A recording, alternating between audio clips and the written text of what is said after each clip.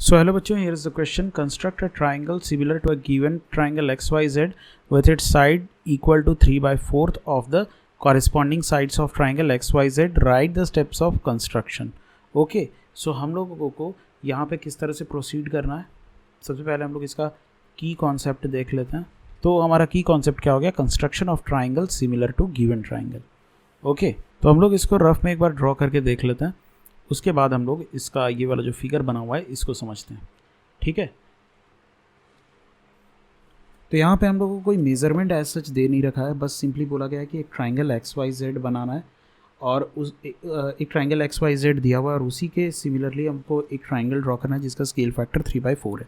तो just simply हम लोगों को यहाँ पे स्केल फैक्टर दे रखा है. स्केल फैक्टर कितना है? 3/4. ठीक है, तो कोई भी ट्राइंगल हम लोग ड्रॉ कर लेते हैं. ये हो गया हमारा ट्राइंगल XYZ, X, Y और Z.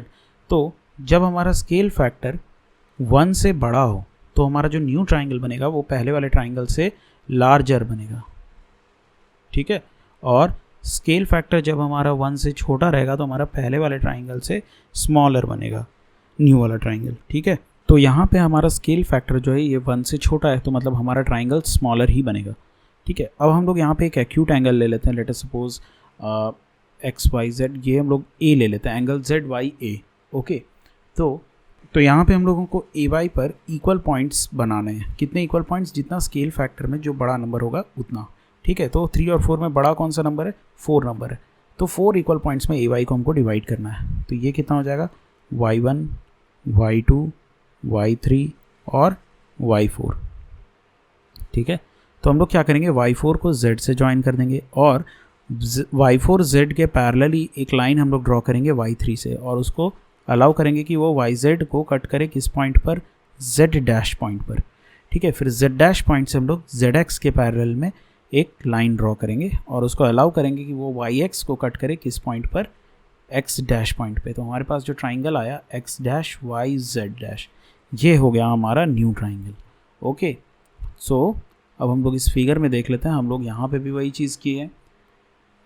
YZ पहले हम लोग एक लाइन सेगमेंट ड्रॉ किए, उसके बाद X और Y को, उसके बाद हम लोग X और Y और Z तीनों पॉइंट को ज्वाइन किए तो हमारे पास XYZ ट्राइंगल आ गया.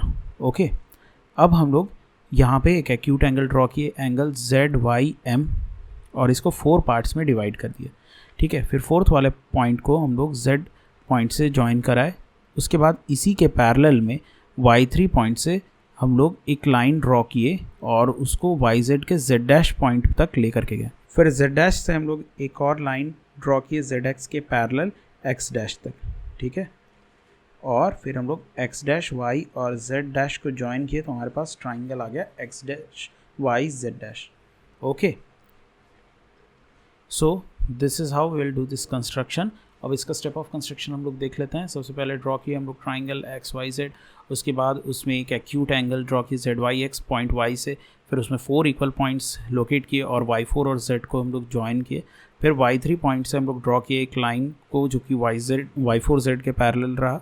उसके बाद हम लोग उसको YZ के Z' पॉइंट तक लेकर के गए.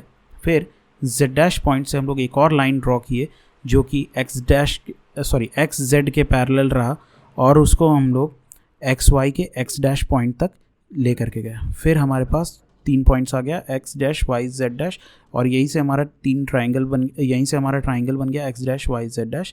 तो ये हमारा रिक्वायर्ड ट्राइंगल हो गया. ठीक है, so this is how we will proceed in this question. I hope you understood it well. Thank you and all the very best.